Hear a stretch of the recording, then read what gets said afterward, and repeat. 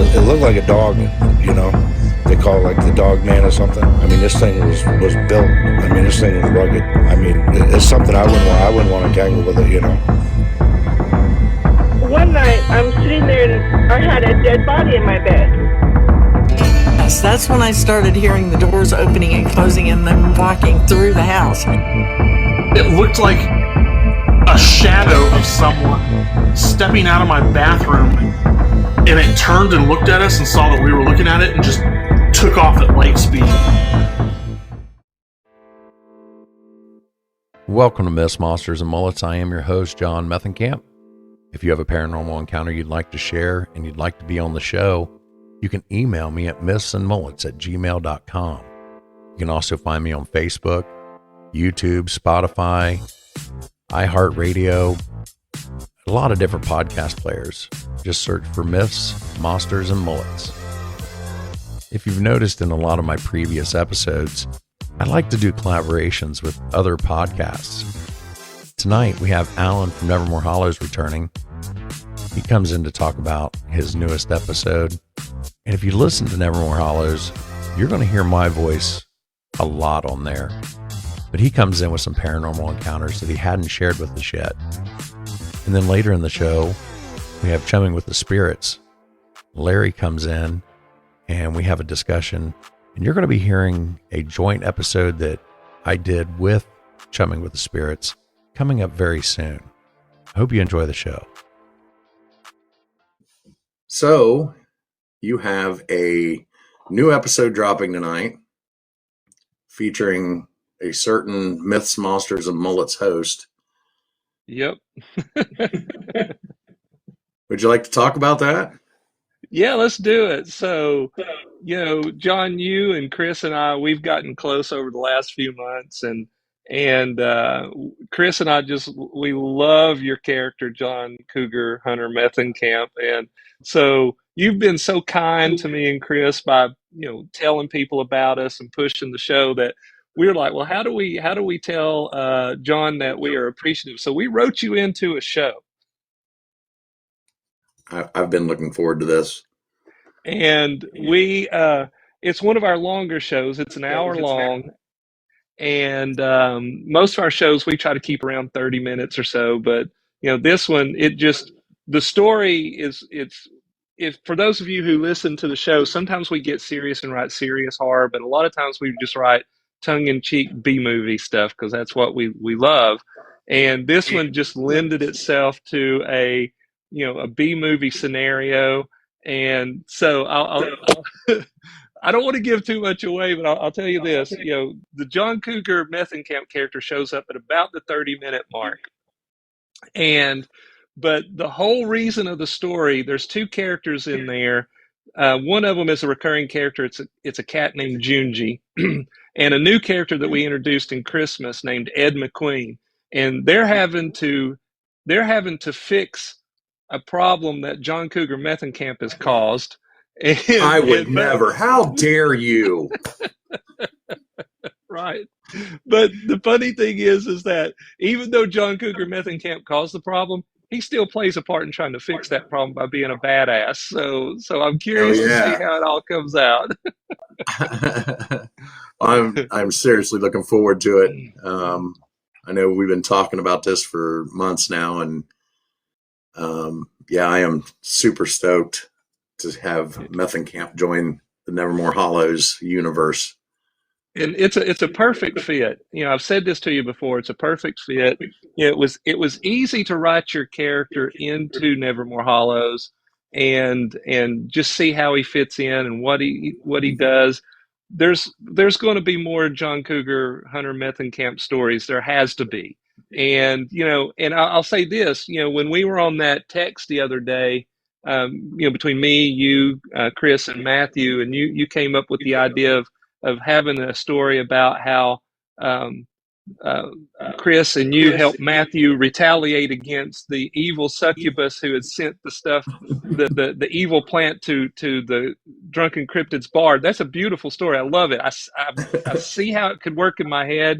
So there's going to be retaliation. John Cougar Hunter Methenkamp's going to participate in that retaliation.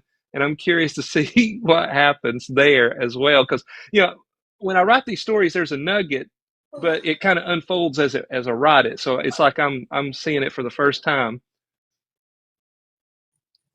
Well, I know I'm looking forward to it. And if you haven't yet, everybody needs to follow Nevermore Hollows, not only on here, but on your favorite podcast player, YouTube, OnlyFans, wherever you can find Nevermore Hollows, you need to be following them. Yeah, so Chris and I are pimping ourselves out on OnlyFans. Thank you for pushing that out there. So Nevermore Hollows OnlyFans.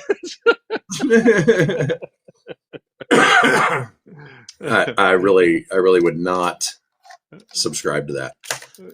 Why? What, man? That's our source of livelihood. You're robbing us of income. How are we going to feed the babies? Keep the lights on, man. Oh, okay. Go to his OF. It's fine. Hope somebody is. Chris spent like a good week trying to get your inflection down. So because he did the voice of John Cougar Hunter Methenkamp, and I feel he took a little bit of creative liberty, but I think it's perfect because I think he captured your inflection a little bit, but he also made it a little gravelier so that you're a little bit comes across very badass.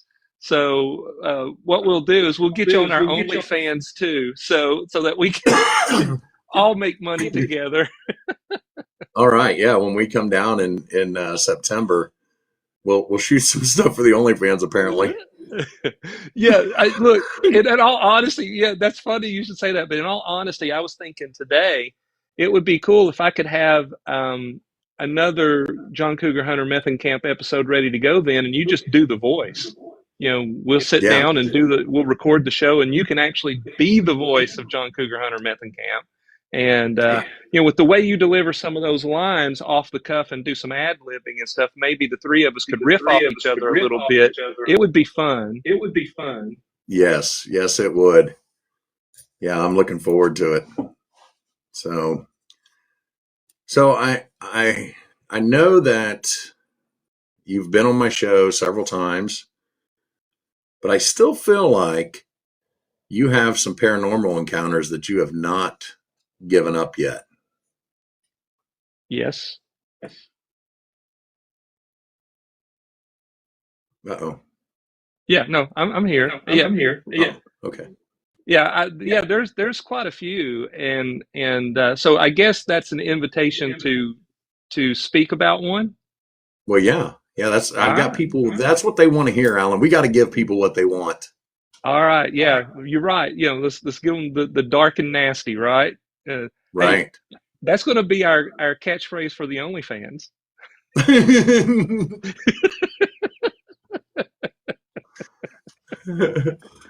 Okay, that sounds good. So I can't remember. I know that you and I have talked about some stuff, and and with Chris too. And I can't remember if this is one of the. I know I think I've told you this, but I don't think I've said it on your show.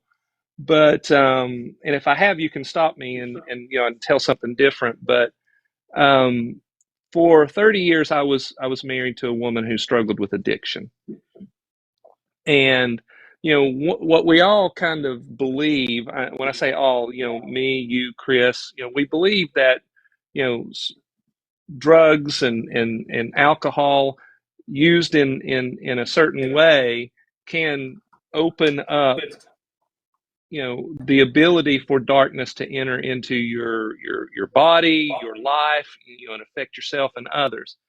So as my wife got deeper and deeper into addiction, things just started happening around the house. And at first I thought maybe I was just overreacting or not really seeing what I was seeing. But one of the stories that I'll tell to get into where I want to take this one is, I used to work from home, and I would sit in the living room and on my computer, and I'd have all the windows opened up. I just love natural light, flowing into the room. And I kept getting glimpses of shadows out of the corner of my eye. And at first I thought, well, it's the trees, it's the shadows from the trees and whatnot. And over, gosh, maybe a week, 2 week period, I became more and more convinced that these weren't the shadows from the trees. And there were reasons why you could tell. Sometimes, I would literally close the blinds. Sometimes there wouldn't be enough sunlight to make the shadows come in. And I was catching these shadows out of the corners of my eye. And so it got to the point that I started feeling a presence. There's something in the room with me. And so I finally decided one day I was just going to talk to my wife about it and just see if she was, what she thought, because I had had a medical condition where my thyroid was jacked up.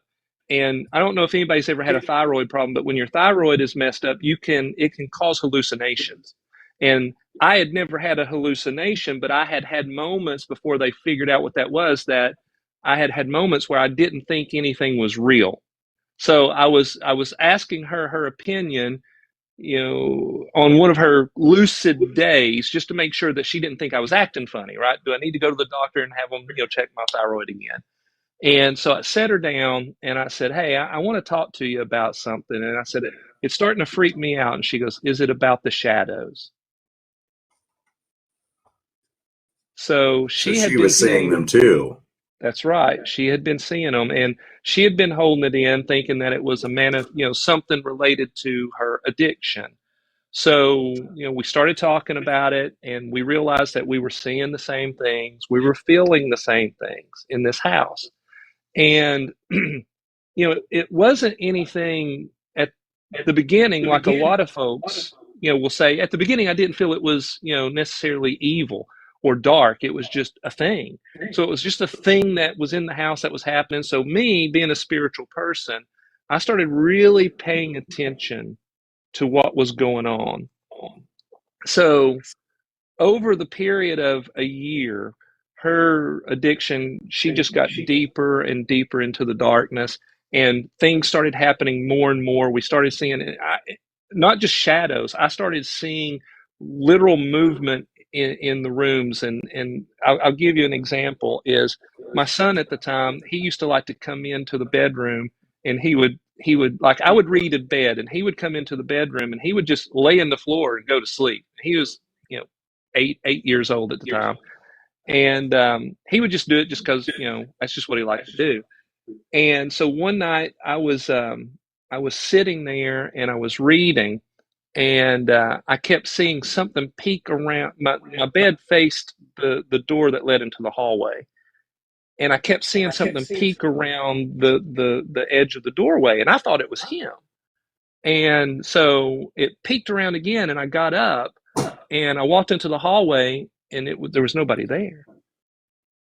And my wife was asleep on the couch in another room part of the house.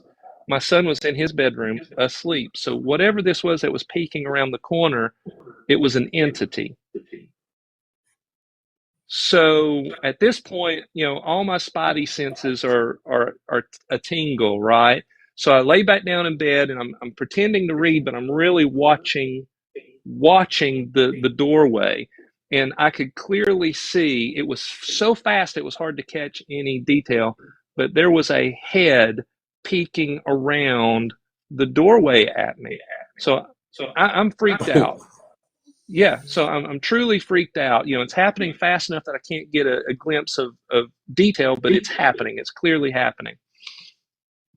So at this point, I'm like, okay, nothing has bothered us in the year since this has been happening or so. And, I just have to believe that whatever it is, I'm going to be okay. And so I just thought, well, I know this sounds retarded and insane, but I thought, let me just pray about it and ignore it.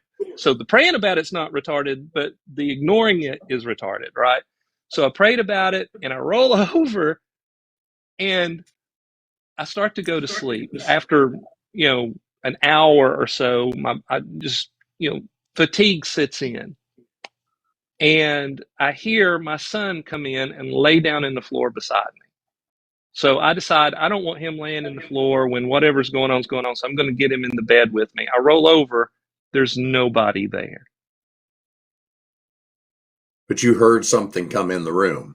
Not only did I hear it, I mean, I felt, how sometimes when somebody will come by you, you just feel like the air moving around or whatnot. I mean, I felt him and heard something come into the room. But Oh, wow. yeah, so this kind of stuff keeps happening, and it just keeps escalating and escalating and escalating to the fact where after some more months goes by, it's a very dark time in our home. The addiction is bad. How we're reacting to it is bad, and I'm seeing more and more of these manifestations.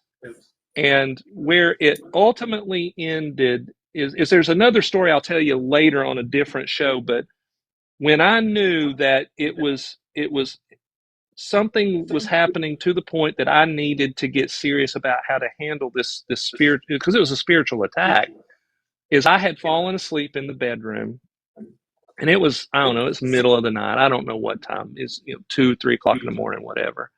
And I could feel something lean onto the bed. And, so I wake up my eyes thinking, or I open my eyes thinking it might be my son, it might be my wife, because she didn't sleep in the bed with me at this point. And, so I'm in a groggy state, and I open my eyes and there's no one there. And I feel a hand stroke the side of my face. That's true. True story. So my heart is racing, pounding in my chest. I throw the covers off. I jump out of bed. I'm shaking. I'm cold. I knew at that point that it had escalated to such a degree that it was literally messing with me physically now. And so, I went through the house, turned on all the lights, saying prayers as you're doing that. You're like, man, yeah, I got to deal with this. It's clearly spiritual. I check on my wife. She's okay. I go and I grab my son, and of course he's asleep, but I just sit in his bedroom all night long at that point, wide awake, just watching to make sure he's okay. And but nothing ever bothered him, ever. It always, what we were seeing, it was with me and my wife. It was manifesting to my wife and manifesting to me. My wife says that she never had any physical contact with these things, but that she saw them, and she could see that there was an escalation of what she was seeing. But she was hearing things. She would hear people say her name.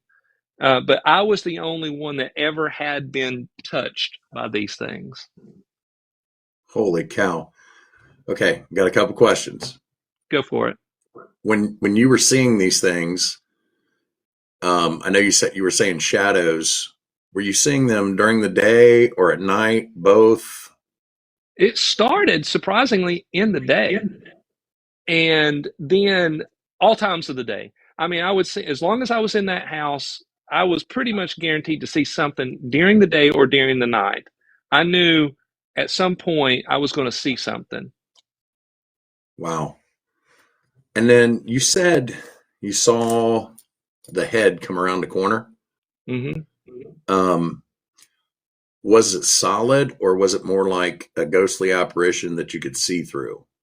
Great question, because it was solid. Whatever it was solid.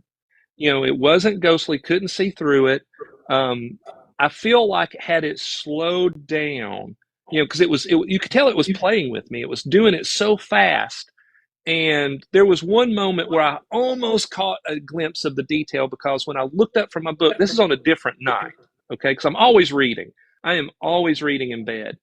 And on a different night, I just felt it. I'm like, I'm being watched. And I tried not to look up. I was hoping to catch it faster, right? So I pretended to read for another couple of minutes, and real quick I looked up, and it was slower at pulling back, and I could tell that it was pale and it had darkness around its eyes, but it was just the impression. It's not like I could really see detail, but it was a physical manifestation. It wasn't ephemeral where you could see through it. Yeah. Jules asked, did it ever move anything in the house? Surprisingly, no. As far as I know, nothing that I ever came across was anything moved. Now again, was could there have been something moved and I just not realized it? But I never witnessed that or felt like any of my stuff was moved out of the way. Okay. And then when you said that it touched your face, Mm-hmm. did it feel like human skin, or was it, what did that feel like? Okay. It literally felt like a hand. It didn't feel like super icy cold like what we see in the movies or anything like that, but it didn't feel hot either. It didn't feel as warm as a human hand, but it felt like a human hand stroking my face. That's freaky, dude. Freaky. Yeah. Wow, dude. So I know the answer to this, but what happened? Like, how did you get out of this? So literally just a few days after that, okay, my wife and I, we had decided at this point that she wanted me to leave. Our marriage was ending, and after 30 years of trying to help her through it, addiction, nobody wants to be an addict. I'll just say that. Nobody wants to be an addict, but she couldn't break it. And so it got to the point where she was like, I want you out of my life. And of course, those next few days, obviously all this is escalating as she is becoming, more dark in her own life, So there's a couple of days go by and it's really intense. It's really ugly. You can just feel the darkness in the house.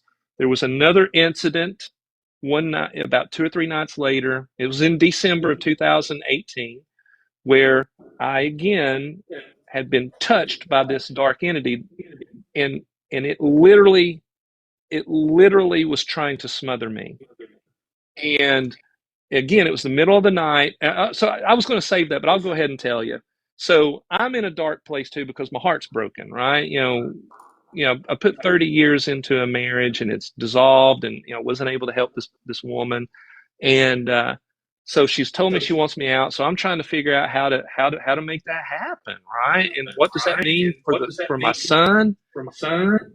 So the next couple of nights were tough, and I was laying in bed one night, and again I'd fallen asleep. It was after midnight, and I am woken up by something hovering over me. I could just feel it, just like inches away. It's very oppressive. And I wake up and I don't see anything. Now all the lights are out, but I see like what is maybe a flashlight in the kitchen down the hallway. Okay, so my if you can imagine, my bedroom door is open. The foot of my bed is facing the bedroom or the hallway, and the hallway to the left is the kitchen, but you have to go down the hallway. But I can see like what appears to be a flashlight in the kitchen. So that comes into play here in a minute. So I feel like I'm in a dream. I feel like I'm in a dream. Whatever this is hovering above me. I can't see it. And it's just very oppressive. It's very dark. And I see this light, and all of a sudden it falls on me like it's trying to smother me. And it felt like it was just, I can't even explain it. It just was this oppressive weight on me, and I push it back, right? And it just it aggressively falls right back on me. I push it again, and I'm literally fighting with this thing. And, I had already been on a spiritual journey from atheism to being a believer in God. And, I feel like when you open your mind and your heart to the fact that there's a spiritual realm, you'll be attacked. I think that happens to a lot of folks, especially when you were an atheist like I was. So I'd already opened my mind and my heart to the fact that there's a spiritual realm. And obviously, I've been seeing these things manifest for a year or so. So I know there is some sort of spiritual entity in the house, and it has grown aggressive. It's more evil. So I push this thing away, and I say all that to go, at this point, I'm a believer. And I said, and I'd read this once before. I'd read this in a book, and this is why I said it. I'd read in a book about possession that the power, that when you pray in the name of Jesus, it has power. So I'm being attacked by this thing, and that's what pops in my mind. And I went, in the name of Jesus, be gone. And it literally just disappeared. and I fell into the deepest sleep I had had in years. Okay. I mean, just profoundly deep. So the next morning, I wake up and I'm thinking it was a terrible nightmare. It couldn't have been real. Even though I'd been touched on the face a few days earlier, there's no way that what I experienced could have been real. It was so terrifying. I couldn't breathe when it was happening. I was pushing this thing. There's no way. And I got up, and my wife was standing in the kitchen, and I said, "Can I ask you a question?" She says, "Yes." I said, "At any point did you get up last night?" And she goes, "I got up and I used the light on my flashlight to go into the kitchen so I wouldn't wake anybody." So that light that I saw meant that I was awake. What I Oh, so experienced was it real. wasn't a spiritual light. That was No, actually your wife, but that that was my proves wife. that you were awake feeling this. That's right. So it was not a dream that I was having. Wow. And so it was literally that day was the day that I moved out. Holy cow. So we had some questions. We're going to have to go back a little bit. Link asked, when you got touched, did it feel like it was like a full hand or just like fingertips? It was a full hand. Imagine that you're laying there and somebody who cares about you just strokes uses their full palm, just kind of stroke your, not even a stroke, just kind of lay on your face and then just lightly pull it off. Wow. But it as loving as a touch as that sounds like, when it touched, I knew it wasn't a loving thing. It was oppressive. Yeah. And then when you said that you pushed it away, like you were physically wrestling with this thing. It wasn't like you were pushing it away with your mind. You were like physically with your hands trying to push this thing away. Yes, I literally, because I'm laying flat on the bed on my back, and this thing is hovering over me. I pushed it toward the ceiling. Holy cow. Wow. I'm glad you got out of that. Yeah. Because that's terrifying, dude. It's Yeah. absolutely terrifying. Like a lot of us, when we tell stories like that, whether they be that intense or a little bit milder, you get two reactions. You get bullcrap, or you were hallucinating, or a third is it's a full-on lie. And Yeah. I think you have grown to know me enough to know that I'm even though I'm a storyteller, I'm not going to, if I'm telling you, John, this is the truth, and I put my reputation on it, I think you know that I'm telling you the truth. Absolutely. Absolutely. Absolutely, I do. Wow, Alan. That was awesome. I don't even know where to go from that. Jeez. Yeah. That is. So, and I'll tell you this, it was literally, so I move out, right? And it took me a few weeks to get settled into, this, I got a little crappy apartment across town, and I was trying to think, well, what did all that mean? Why did all that happen? But I can tell you, the day I got out of that environment, things literally got better that day. And when I was living in that crappy little apartment, I met my new wife. My son and I started to thrive. Everything just got better when I was removed from all of that darkness. Okay, Link had asked if you'd ever had pictures or videos of any of this, but I don't think that he did, Link. No, unfortunately, I didn't. And, I don't think I'd have been able to, like even if I'd set up a camera while I was reading, I don't know if it would have caught anything the way it was so fast. It would have been just one of those, it'd been another blurry picture. Yeah. Yeah. I think he means pictures of himself. Oh, Becca thinks that maybe Link means, do you have pictures of yourself at that location? Maybe to see if there was things that were caught on film that you didn't realize at the time. I see what you're saying now. Yeah, there's all kinds of pictures. I would have now that's a great question. I'd have to go back through and see, because that never crossed my mind. Yeah. Yeah. See, that's what's great about these lives is I don't have to think of all the questions. Right. I like when I get the interaction down here because they think of things that I don't think of. And yeah, that was a great question. I like that. Yeah. So look, And I'm I'll glad go through and I'll my tell you wife this. was here. If I find any, I'll go through them because, obviously, we took pictures. I was in that place for 20 years. So there's pictures from like old film, so that we've Yeah. got in boxes. I'll pull those out and start going through those. And obviously there's some stuff on the phone, that I've uploaded to the cloud. I'll go back and look. And if I find any, I'll make sure that you and your listeners get first look. Absolutely. That's great.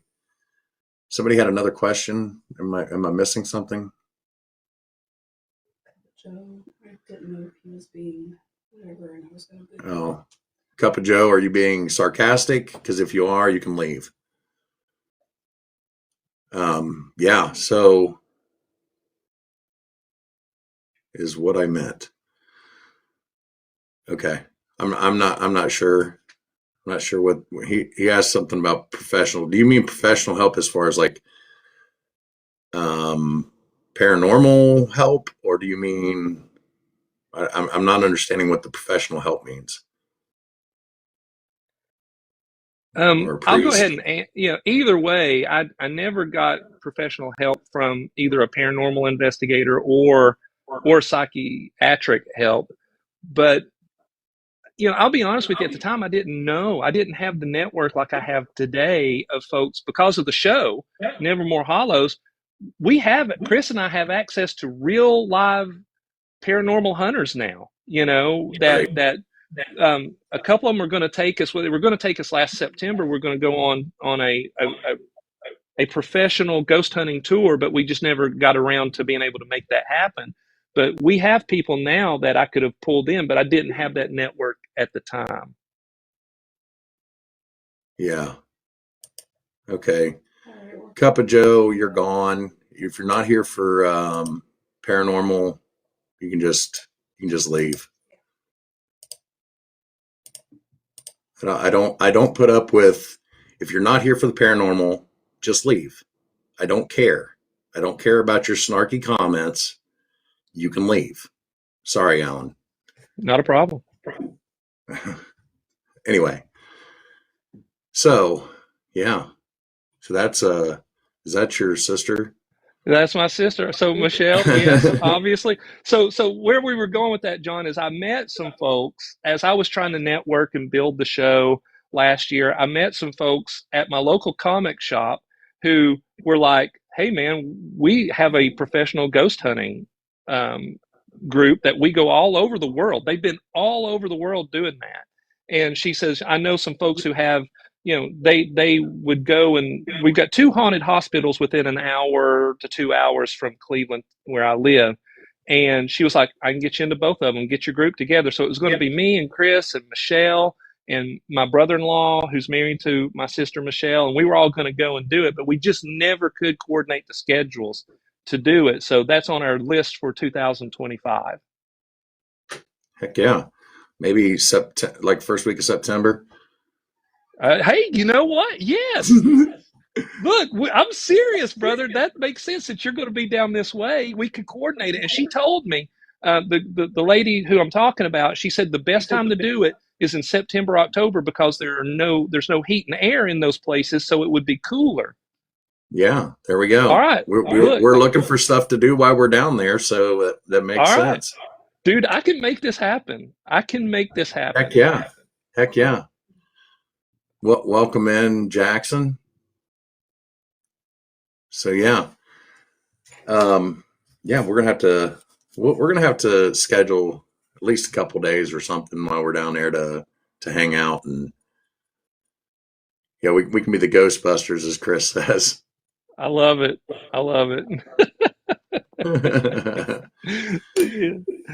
All right, Alan. Well, I think I have a couple people that are ready to come in and tell their stories. So good. Well, as always, I appreciate every. Here.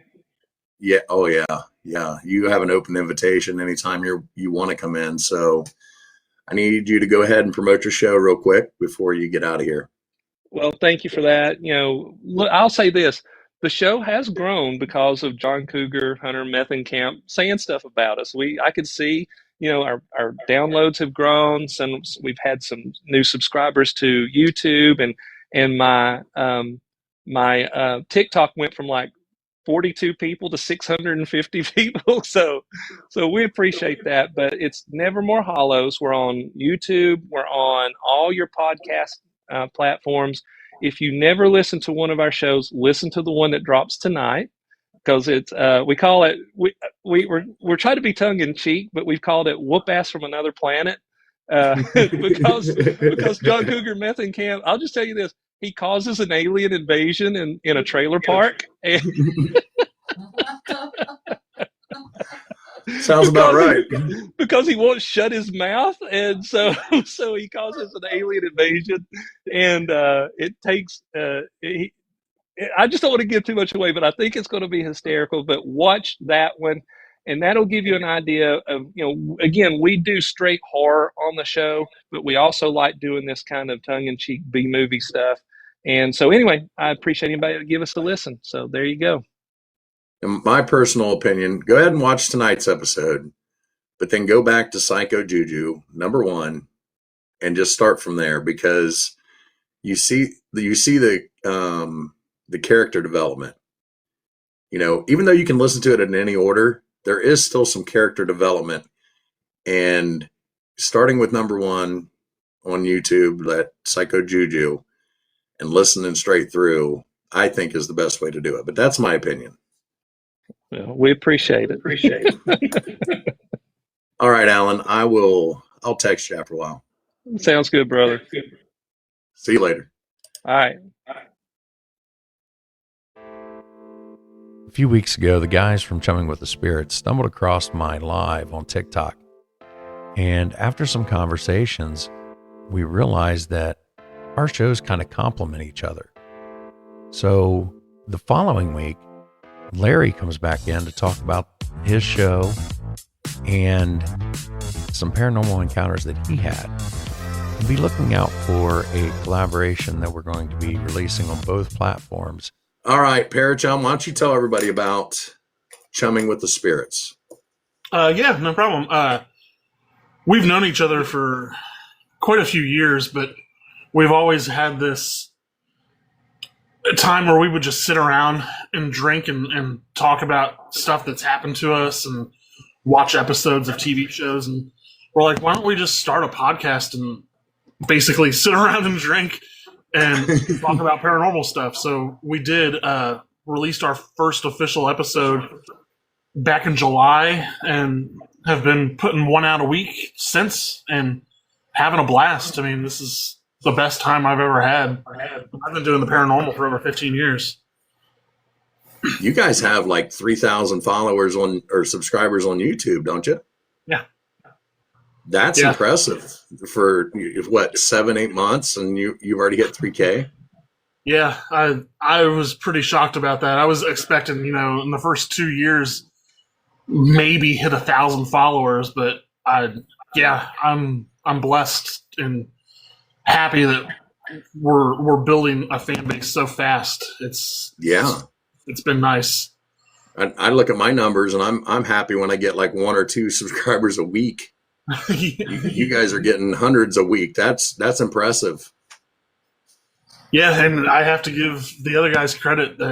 This wouldn't be where it is without them, because first off, OG, I mean, he's like the heart and soul of the podcast, and Jeremy, JD, keeps both of us in line and understands me because I have severe ADHD, and when I start talking, I go down rabbit holes, and he understands exactly what I'm talking about, which is phenomenal.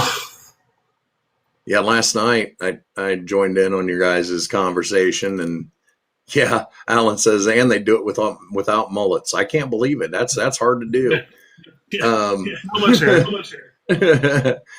But I joined in on your guys' conversation. I tell you what, that was a blast, and I really look forward to doing more with you guys. Yeah, and I'm extremely mad because you guys were telling me stuff about this Nephilim thing that I knew about what they were, but you guys were telling me like the 6 fingers and 2 rows of teeth, and I'm like, yeah. That's where, if you listen to confessionals, if I'm wearing a confessional shirt right now, that's what the 6 fingers on there are about. Is about the Nephilim. Yeah, I'm gonna have to do a serious deep dive because I had no idea about any of that stuff. Yeah, I just knew that they were. I'll tell you a good podcast to listen to, and I've just recently, like, really hardcore started listening to it. Is Free the Rabbits. Okay. And he does a lot with the Nephilim and the giants and breaking down the biblical aspect of it. So I would highly recommend Free the Rabbits to everybody listening. Free the Rabbits. I don't get paid for these promotions. I just tell you what I like. I like podcasts and PBR. Okay. And my wife, not in that order. My wife's up there. I'm not saying which one's number 1. My wife is in the room and on my every time I do these lives. So I like to try to make fun of her and try to get her to snort during my live. And I'm really close tonight. Really, really close. So you guys actually go out and do, like, you guys went to Bray Road and stuff like that, right? Yeah. I'm still working on that episode because I wrote a short kind of like video script story about what it could have been like if we had gone out there and encountered the thing, kind of like a comedy satire. And I've been trying to source someone to create like a storyboard cartoon comic for it. That's hard. Alan, Chris, is there anything that you guys could do to help these guys? Because everyone I've talked to is like, $500 to $1,000 for a 2 or 3 minute script, and I'm like, I don't got that kind of money. Yeah, I'm gonna get you guys in touch with Chris and Alan at Nevermore Hollows. Sweet, yeah. I mean, I can't guarantee they can help you, but that's the kind of stuff they do. Their whole podcast is horror, and nice. So maybe they may be able to at least put you in the right direction. Yeah, because I've tried AI generation of like scenes and stuff, and none of them are consistent. OG comes out with 3 arms in some scenes, and it's weird. But yeah, we try to go out. We haven't gone out as much as we do when we're actually like investigating with teams and stuff. But we've got a couple of them lined up possibly for this year that I'm pretty excited about. One of them's actually just down the road from me and about an hour and a half from OG. Have you guys ever heard of Atchison, Kansas? The Sally House? I have not. So Atchison, Kansas is considered one of the most haunted towns in Kansas. It's just got a lot of myth and lore behind it. But the Sally House, which is supposed... I have heard of the Sally House. Yeah, demonic activity. Actually, my very first interview that I did was with a woman from Kansas, and she was mentioning the Sally House. Yeah, it was on... gosh, Jeremy's going to kill me for this one. It became popular in the mid-'90s for a TV show that was documenting the activity from the family that was happening. And I can't remember the name of the show, but they actually showed on TV the scratches forming on the guy from the activity that was happening there. Wow. Like flowers and buttons melting on camera. It was pretty impressive. And I'm going to need to find out what that is so I can look it up. Apparently everybody that goes there has some sort of experience. I mean, not necessarily always bad, but it's notorious for rough experiences. Yeah. So we're gonna put. And it sounds like you're the one that draws all these kind of things to you. Yeah. I I think I draw stuff, but they think I have attachments. Especially with the stuff that's been happening in my apartment since I moved here about a year ago. Some crazy weird things that have been caught on camera and seen by the other guys. There's actually a TikTok on our channel of the first encounter that I had. You want me to tell you these stories? Absolutely. That's what we're here for. So this first one you can actually see on TikTok. I was sitting here at my computer, and I'll kind of turn it a little bit. You see my hallway and my door to my bedroom. Yeah.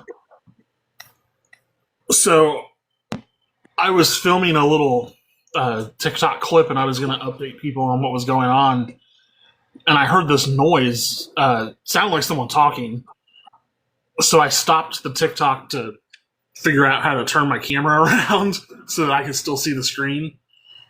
And when I went to put the camera towards the door, my door closed on itself.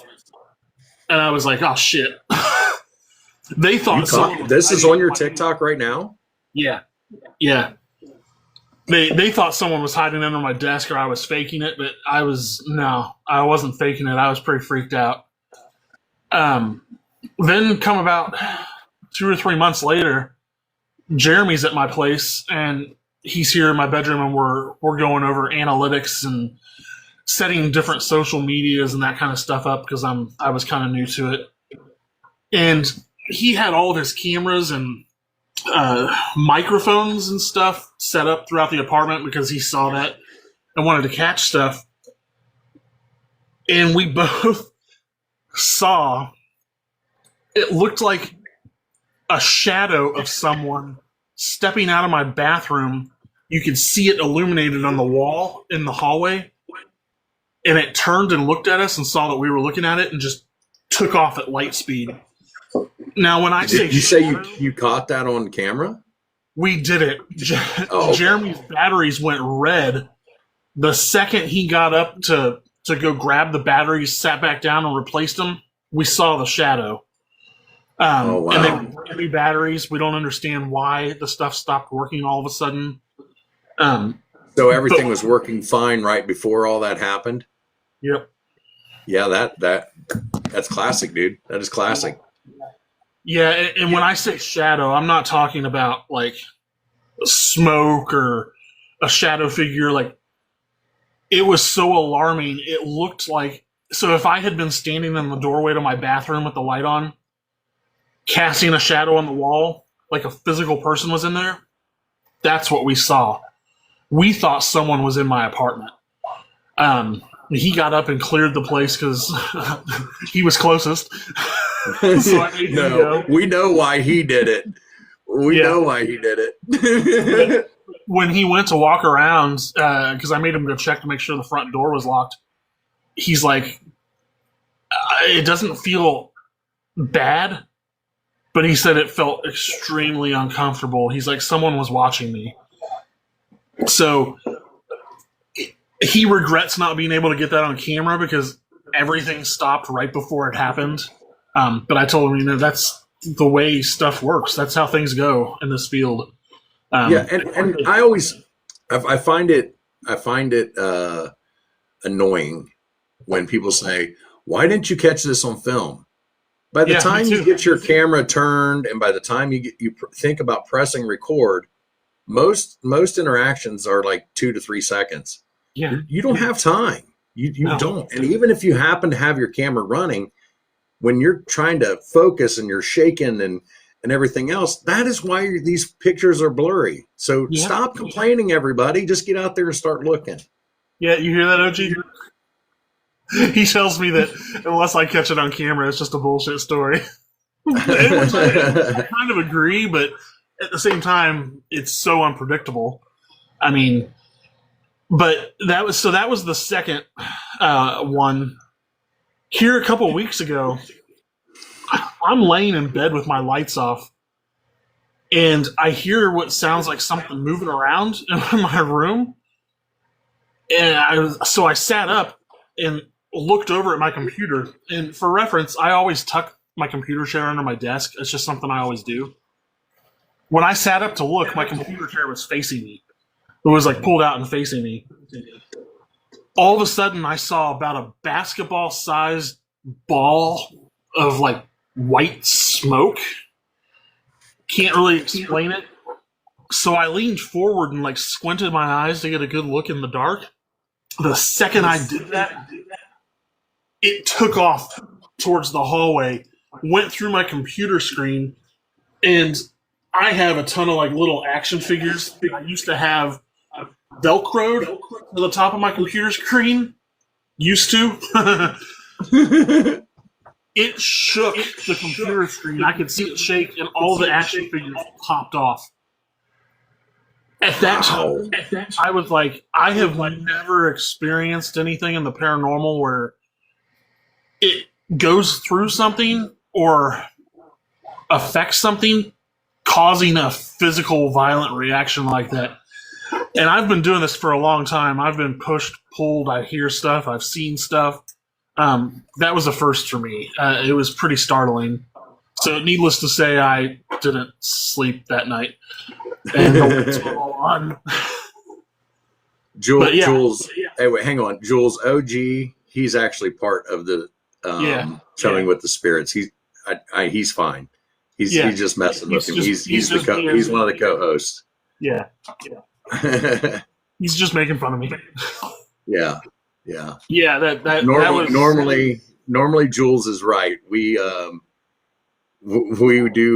do kick out anybody that makes comments like that. But since I know who OG is, we're going to keep him in here. Yes, and I've seen and experienced some pretty bad stuff, but it didn't seem threatening or anything. It was almost like an oh crap moment, like the ghost or whatever it was having.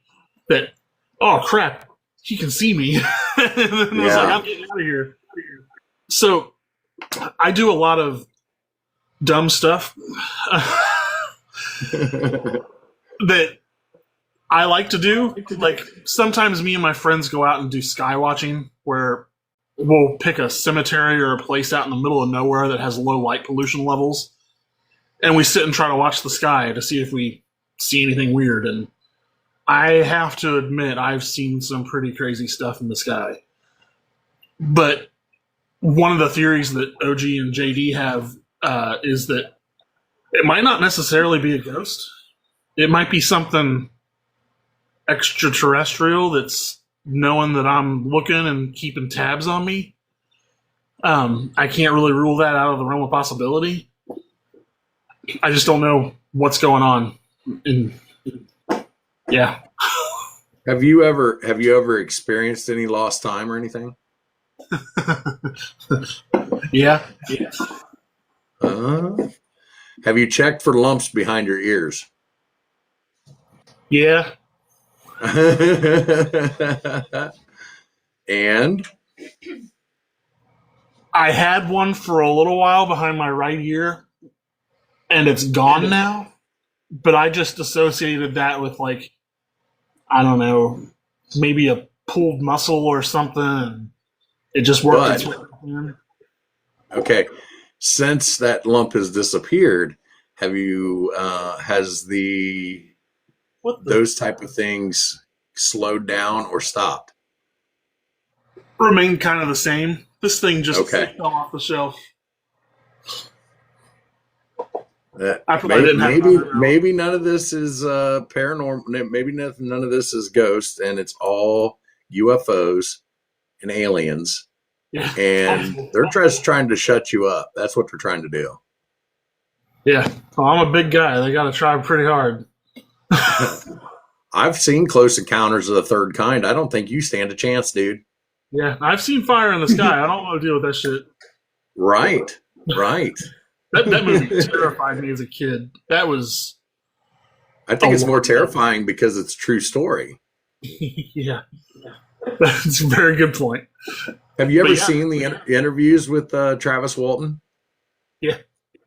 Yeah. I mean, not fun. It's been what 40 freaking years since that happened, and he's telling the same story. He's not recanting that. So, and he still gets worked up when he tells those stories. Like, I don't want to tell these stories. Right. I mean, he's had all this time to say, you know what, it was a bunch of us. We were, just, we didn't feel like working the next day. So we come up with this story. No, I mean, every time they interview these guys, they're all saying the same thing over and over and over again. They passed FBI lie detectors and, so yeah, that movie's more terrifying because it's true. Yeah. And I hate to say this, but I welcome it because, I mean, yeah. You like to get probed. That's what you're saying. Well, that's what OG and JD like to say. But no, I mean, it terrifies me, but if it brings me closer to answers, I have no problems with that because that's why I got into this is I want to know answers to things. So yeah, that goes back to what I was saying last night. If I hear that baby crying and I run to it and I find out that it's a ghost or a Bigfoot in a dress, I'm going to die knowing the truth. Yeah, that's a little different in my opinion, but if I hear a little kid out in the middle of the woods say, "Help me, Larry," I'm going to be like, "Sorry, kid." Like, you're on your own. That's just me. But it was like you guys were saying last night, I don't have that paternal instinct like you guys do because I've never experienced it. And JD, after the podcast, was kind of explaining it to me. He's like, it's like a light switch clicks on. There's a before and after. There's nothing in between. And I get that. Like, there's no build up to it. It's just all of a sudden the light's on. Oh, all of a sudden the light's on. And I can respect that. But if I hear a whistle, I'm not going either. That's all I'm saying. Yeah, I've heard too many stories from people in Appalachia about the whistling. So yeah, I'm not going towards the whistling. Yeah, I agree with that. OG, have you figured out the plus button yet? Let me see. I'll try. He has a request. Let me see if I can. He just joined again. I invited him. I did. Yes, try. I pressed invite. I don't know what else to do. I don't. Yeah, all I did was press it and it popped up. That's all I had to do. Right. Wait a minute. Does he use Apple product? Is that the problem? Yeah, probably because he does. That's probably it. It's probably it. I'm telling you, people. Is it different on Apple? I don't know. I use Android because I do it because it's easier. I'm Android. Yeah, it's more reliable too. Apparently. And you can upgrade your storage size with memory cards. You can't do that with Apple. Actually, my new Motorola, I can't put SD cards in it.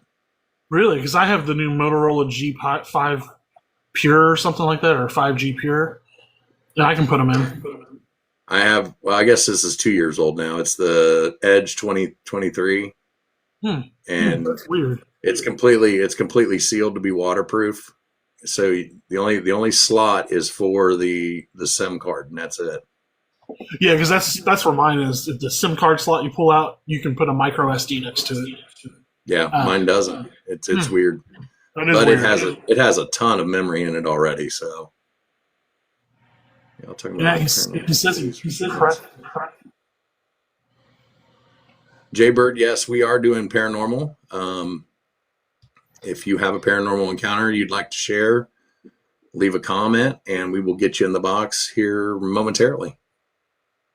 I'm probably going to hop off here because I got to finish doing some editing. But thank you for having me, man. I hope my stories didn't offend anybody or anything. Oh no, don't worry about that. I just like to have a good time, and I'm going to poke fun at you just because I feel comfortable around you guys. But that's the whole point of this. Right. I like to have fun, because if you come in, I think a lot of times when people come into these onto these podcasts and it's all serious the whole time, people don't open up as much. No, like you guys were talking about. Why we drink after you've had a couple drinks, loosening up.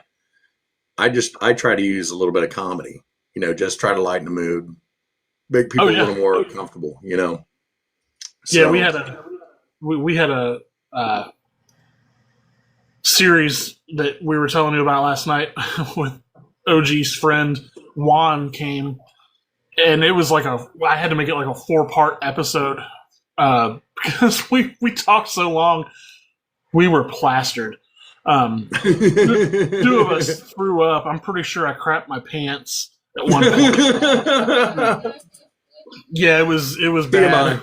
TMI. So, thanks, man. Hope you guys have a fun rest of the night, and I'll keep it on in the background and keep watching and listening and chime in every once in a while. Hey, I appreciate it. All right, man. Talk to you later. Talk to you later.